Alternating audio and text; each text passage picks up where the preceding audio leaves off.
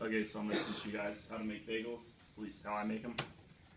So here's your ingredients. You have bread flour, which is important because it has a higher gluten or higher protein content, which will convert to gluten once it cooks, which makes the bagel crunchy on the outside but chewy on the inside.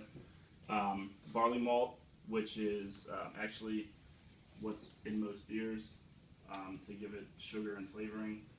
Sesame seeds and poppy seeds are just two common toppings. You can put anything on it you want. An egg, which helps the toppings stick. Yeast, salt, honey, or any type of sugar really. I use honey, but you could use maple syrup. You could actually use the barley malt, or you could just use plain sugar, and then water. So the first step is make a sponge or biga, I think it's Italian. So you mix, so you mix equal parts flour and water, and it can be however much you want. This was 1 cup of water and 1 cup of flour, and it ended up making about 6 bagels. So you can do the math to make more bagels, and then half of the yeast. So I used 1 packet of yeast, so this was half the packet of yeast. You stir it. It doesn't have to be super well combined, just enough to get everything mixed in and cover it. And you let it sit from 30 minutes to up to 8 hours. That's what's going. This is what it looked like after about 45 minutes. So what this does is, originally bagels and bread were naturally fermented with yeast that was just found.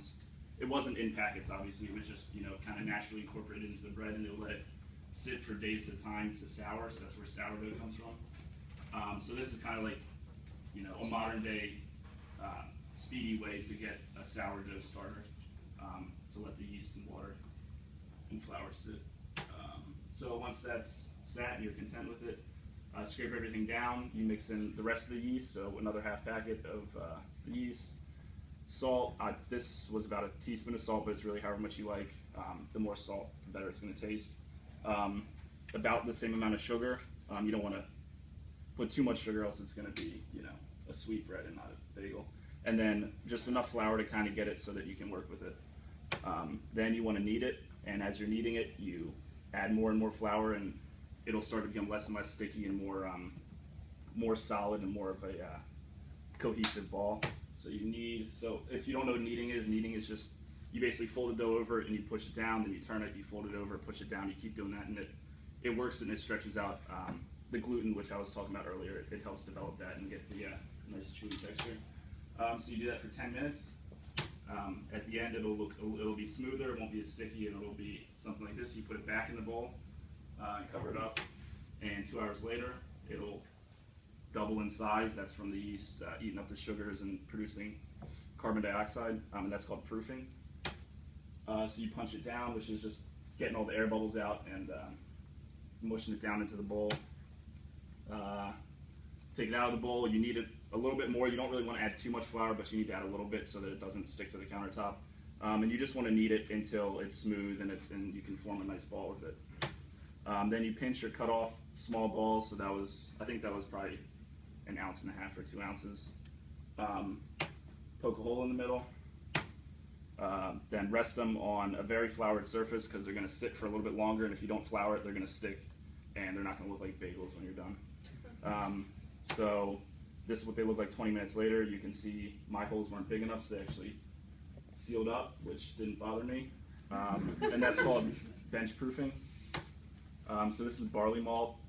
It's probably the hardest part of this is trying to find this. It's only really available online or health food stores. But if you can find it, this has lasted me months, and I still have over half of it left. So you start water boiling. You can really boil it in as deep a water as you want. I boil it in shallower water just because my pans are shallow, but the only thing that really does is when the bagel boils, it expands, so with less water it won't expand as much. It'll be a little bit denser, a little bit thinner bagel. So you add about a teaspoon of barley malt per cup of water that you're boiling. So once it's boiling, it looks like this. And once you get the water boiling, you want to start preheating your oven to around 425, 450 degrees if your oven's not quite up to par. So then you add the bagel to the boiling water. 3 minutes later, you flip it over. 3 minutes later, you take it out and let it drain. So 6 total minutes cooking time in the water. Repeat for all the bagels. You can actually see, so I forgot to take a picture of the egg wash, but you can kind of see on these ones that there's some egg on top, and all the egg wash is I think I have it here. Yeah, it's just beaten egg and water. So you do that, you rub it on top, and then you add your toppings, and they'll stick. Otherwise, they'll just fall off. So then you bake on a surface. I have a broken pizza stone, but you can use a baking sheet or anything like that. You just don't want to cook it directly on the racks. And then 20 minutes later, there's your bagels, and enjoy.